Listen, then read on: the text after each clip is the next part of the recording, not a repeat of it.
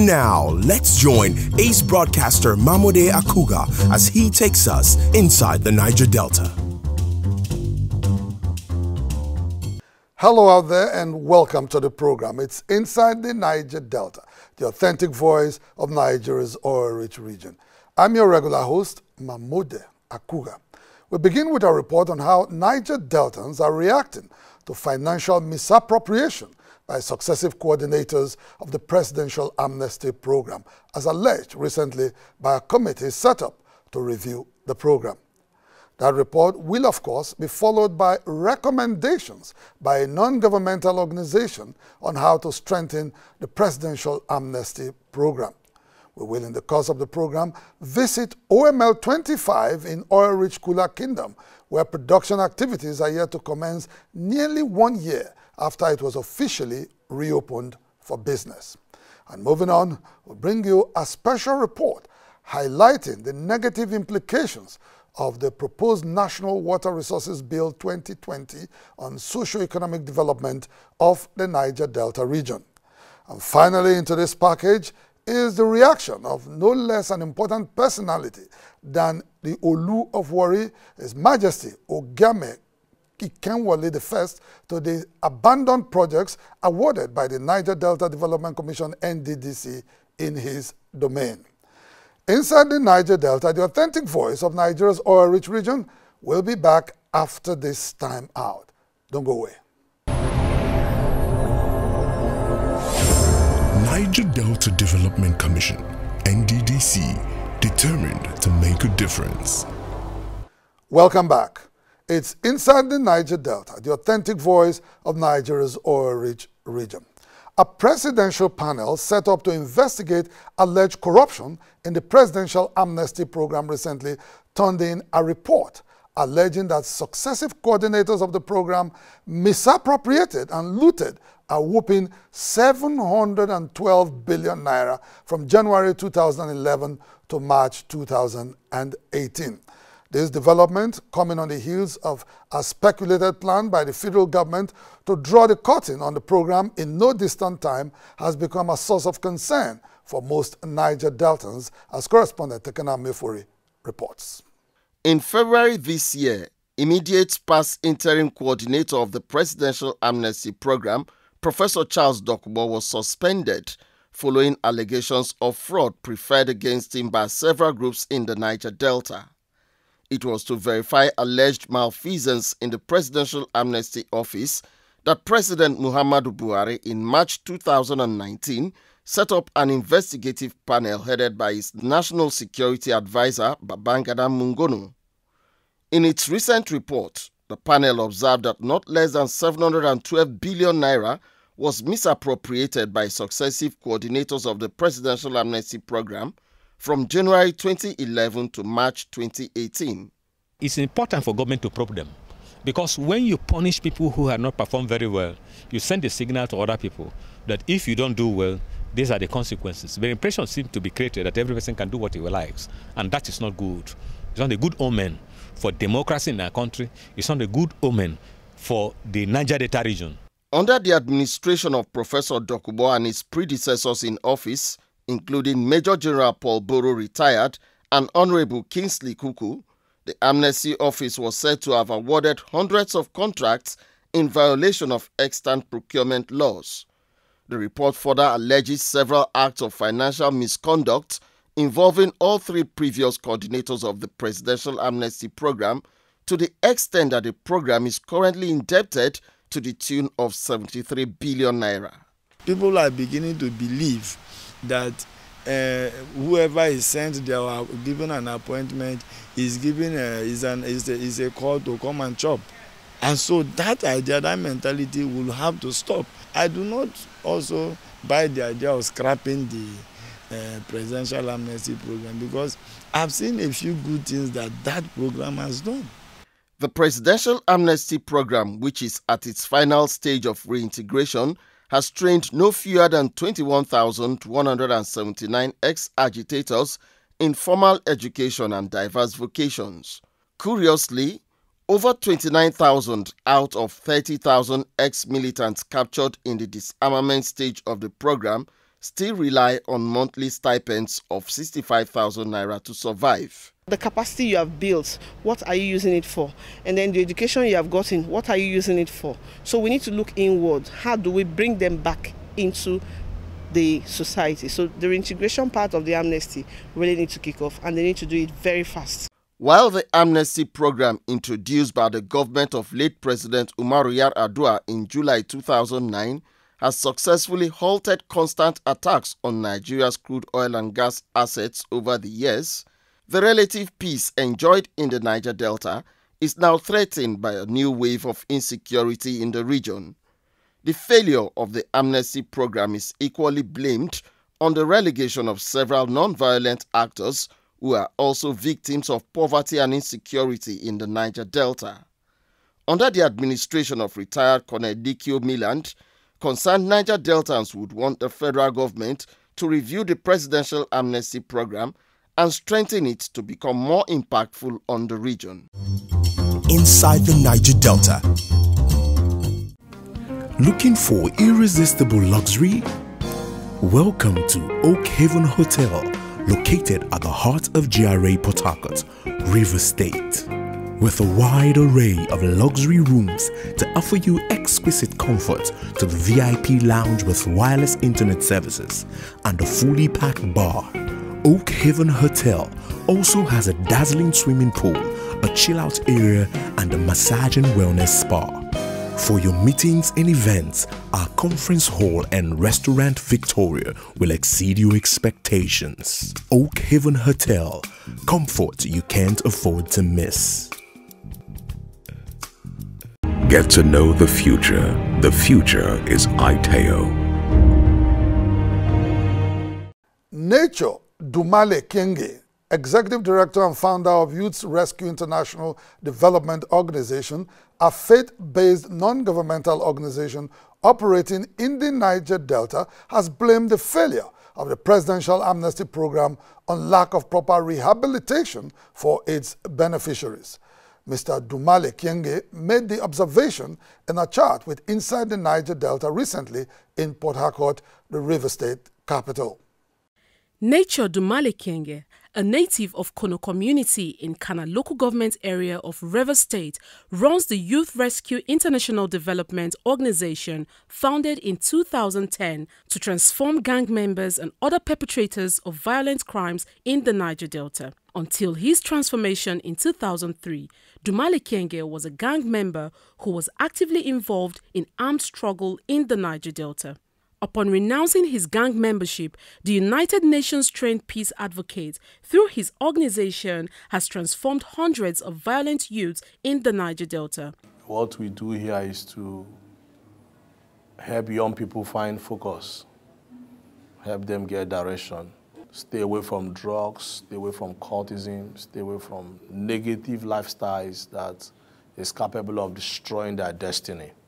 The Ogoni-born clergyman and social worker is, however, not comfortable with the implementation of the presidential amnesty program. Owing to the many gaps in the reintegration stage of the program, some of its beneficiaries are gradually returning to their old ways in the Niger Delta. It is not good for them to empower people who mindsets have not been reorientated. I've seen a graduation program in Port Harcourt where, as they were graduating the young people from welding, from electrical, from tailoring, from mechanical, these young boys were selling their equipment at the gate.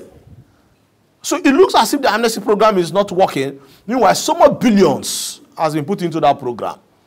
Dumale Kenge's organization operates 2 facilities in Port Harcourt and Jos, where gang members and other violent youths are camped and trained in arts of peace building. At the end of the exercise, the trainees are deployed to restive communities to reach out to their contemporaries engaging in acts of violence. Before I came in contact with Youth Rescue International, I was a cultist. I got initiated at the age of 17. So through then I was misled. My life was not in shape. I was rejected by family. I was rejected by society. I was rejected by friends. Now I can sleep with my 2 eyes closed. I have peace now. I was once a cultist until year 2017 when I met Jesus Christ. through a man who preached to me, whose name is Mr. Nature, who happens to be the CEO of this vision. I was impressed when I became one of the staffs of this vision, so I teach them out of my own experience.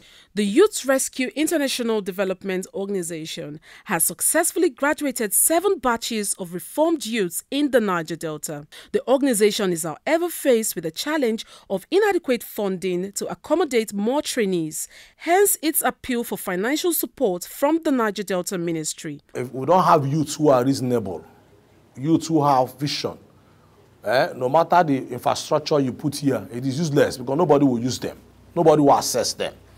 If we continue to have youth who drugs have given them, mental issues, who is going to use the ICT center you're setting up? Who is going to go to the schools you're going to build? Who is going to drive on your road? So I'm saying that the Niger Delta Ministry should get involved. Founder of the Youth Rescue International Development Organization, Dumale Kenge, says he's willing to work closely with the Presidential Amnesty Office and bring his wealth of experience to bear in the reintegration of hitherto violent youths into normal society. Inside the Niger Delta. Heritage Bank. Service, performance, respect, integrity, innovation, tenacity, excellence. Heritage Bank, your timeless wealth partner. Azikel Group, oil and gas, dredging, power and air transportation. Azikel Group, petroleum product sufficiency, energy sustainability and infrastructure development. The Olu of WARRI, His Majesty Ogiame Ikenwole I, has lent his voice to calls for speedy completion of the KOKO Ogoye Ekpe Road construction project awarded by the Niger Delta Development Commission NDDC in 2010 to link Ishekiri and Ijaw communities in Delta State and their neighbors in southwest Nigeria. The monarch specifically called on President Muhammadu Buhari to see to an immediate commencement of work on the project, which holds out vast socio-economic prospects for oil-producing communities in the Niger Delta. Correspondent Chika Obodoze has the report. In June 2010, the NDDC awarded the first phase of the KOKO Ogoye Ekpe Coastal Road construction project to Levant Construction Company Limited at a cost of 14.9 billion naira. At the time of his visit to the project site, the Olu of WARRI discovered that of the 154 kilometers earmarked for the first phase of the project, asphalt works had been carried out on 9 kilometers, while 11 kilometers of waterlogged area had been sand-filled. Owing to its immense benefits for the socio-economic transformation of Ishekiri and Ijaw communities, as well as their counterparts in southwest Nigeria, the monarch called for immediate release of funds to complete the KOKO Ogoye Ekpe Coastal Road project. From what I saw just now, is a good job.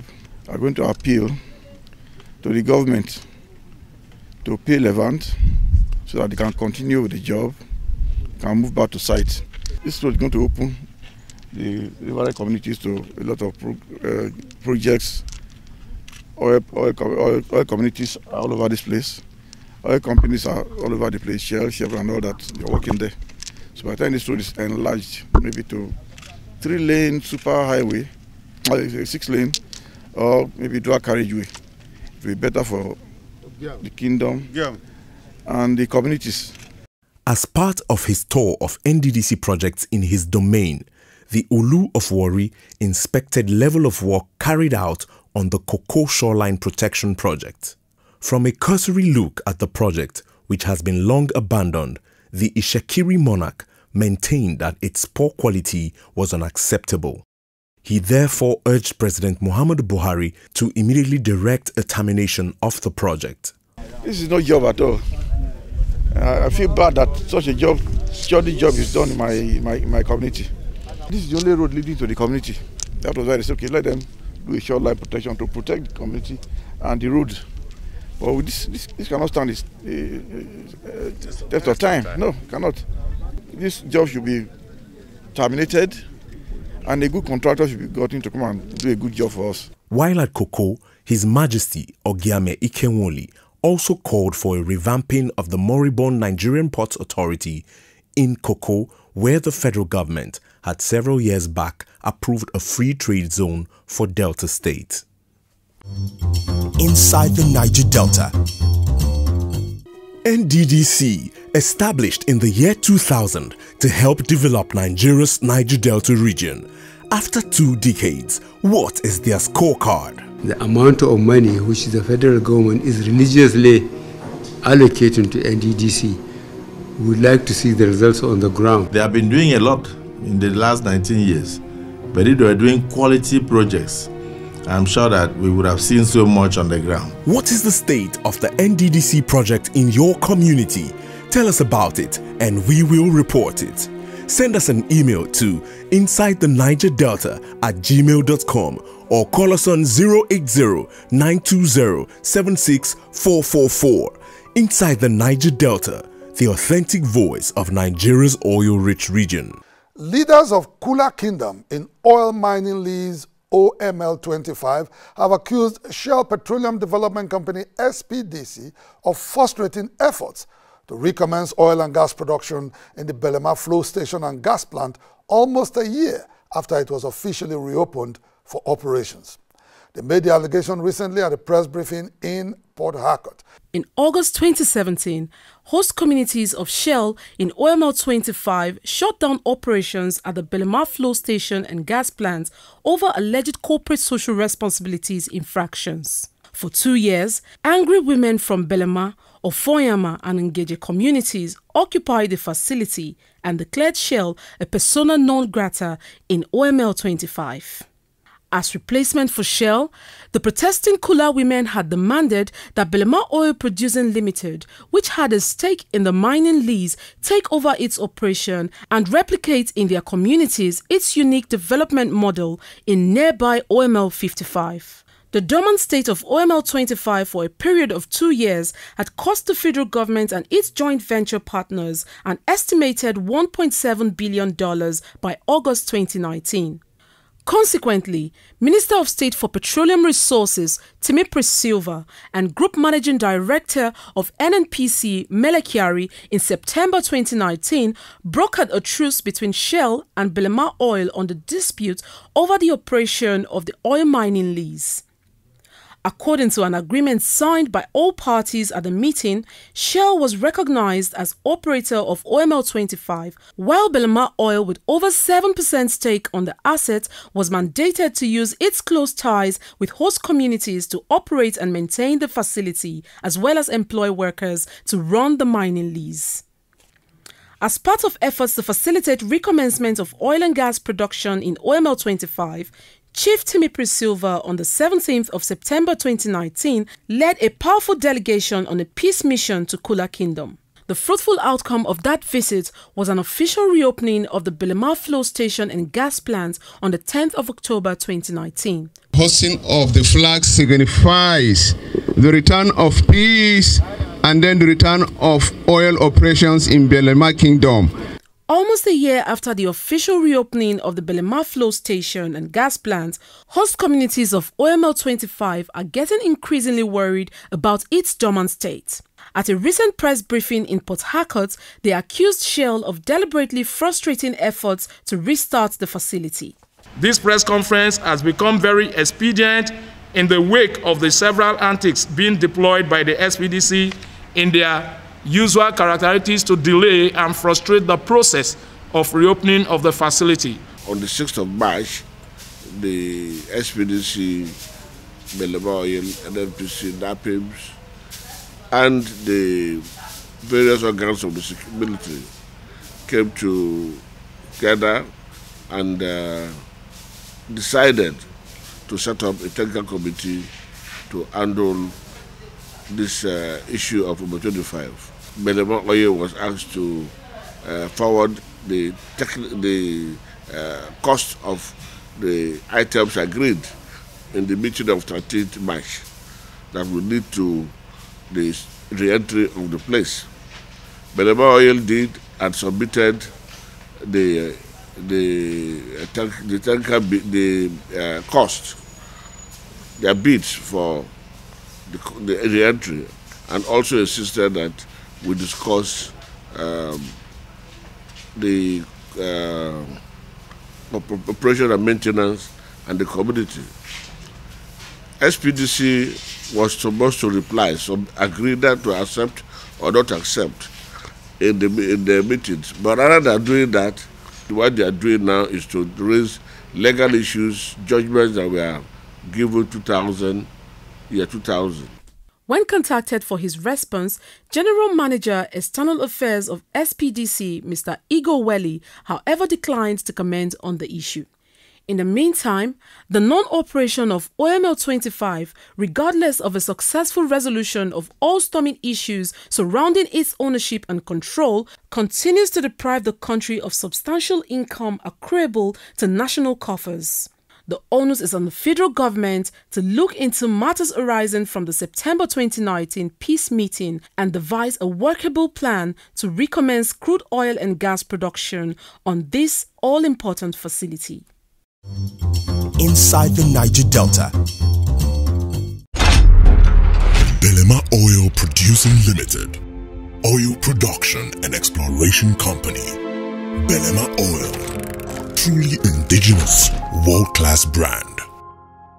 The reintroduction of the National Water Resources Bill in the National Assembly after it was rejected and jettisoned by the 8th National Assembly has become a source of concern for most Nigerians who describe it as draconian and counterproductive to their quest for even and rapid development of rural communities across the country. In the following commentary, our analyst Frank Tiete takes a look at the implications of the proposed legislation for the development of the Niger Delta region.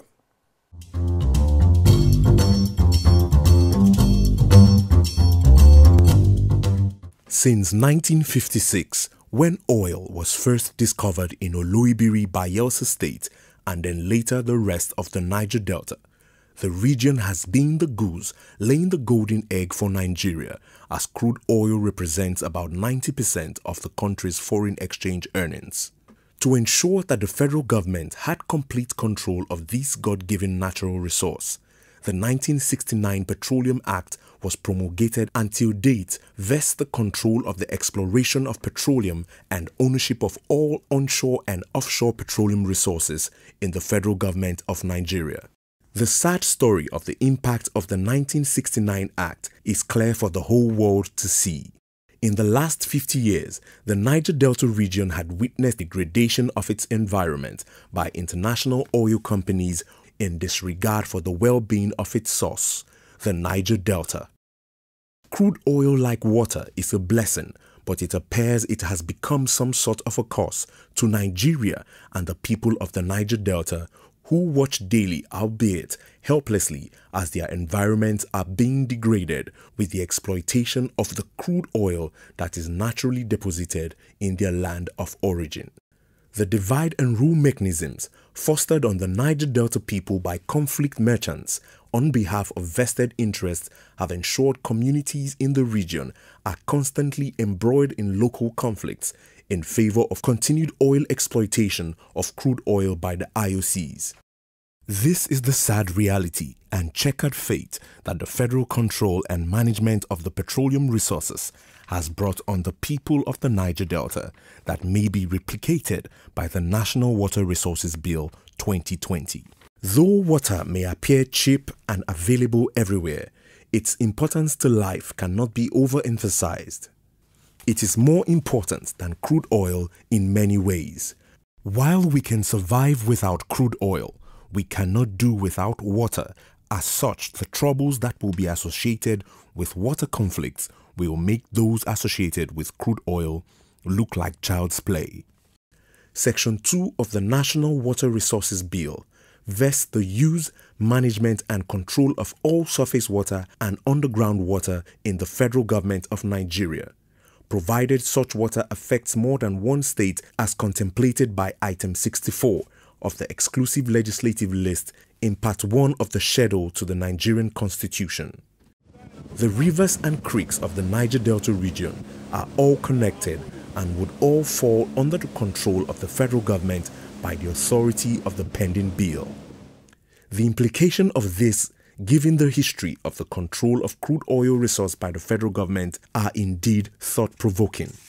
While the Petroleum Act governing petroleum resources management and control was enacted by the military during the Civil War, making it impossible for Niger Deltans to either reject or accept it, the situation with the Water Resources Bill is different. Nigeria today is in a democracy, which means Niger Deltans, through their political representatives, can either accept or reject the bill. Niger Deltans must study and understand every aspect of the bill and know that this is the time to take action on the proposed law. Now that the calls for restructuring are loudest and the federal government is being told to divest itself of needless control of legislative items to allow Nigeria to develop as a true federation, where the peoples of the states can harness their resources for their peculiar development, it is curious that the federal government is aspiring to control local water resources to the extent of having to travel to Abuja, for example, to obtain a license from the federal government just to drill a borehole. The pending National Water Resource Bill 2020 will no doubt deepen the distrust in the country and threaten national unity. The federal government is therefore advised to drop the bill forthwith. Inside the Niger Delta. Well, that's our package on the program for this week. Until same time, same station next week when we bring you another edition of Inside the Niger Delta, the authentic voice of Nigeria's oil-rich region. I am Mamode Akugha. Bye for now.